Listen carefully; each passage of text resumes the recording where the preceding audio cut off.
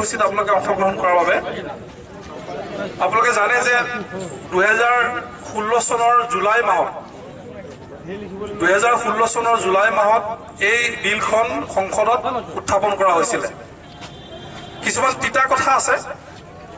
তিতা কথা মানে 2016 চনৰ জুলাই মাহত যেতিয়া লোকসভাত এখন বিল উত্থাপন কৰা হৈছিলে, এই বিলখন সম্পৰ্কত তেতিয়া বহুত সংগঠন তেতিয়া মনে মনে আছিলে। জাতীয়তাবাদী সংগঠনো বহুত মনে মনে আছিলে, বহুত সংগঠন মনে মনে আছিলে, নীৰৱে আছিলে। আৰু মই যিটো মোৰ মনত পৰা 2016 চনৰ আগষ্ট মাহত মই এই আইনখনৰ বিৰুদ্ধে ফেচবুকত প্ৰথম মোৰ লেখা লিখিছিলোঁ।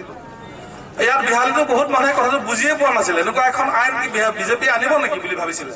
এনেকুৱা এখনো আইন যে বাংলাদেশৰ পৰা হিন্দু বাংলাদেশী মানুহ ইয়াত আনিব নেকি বুলি এটা ভাবিবই পৰা নাছিলে।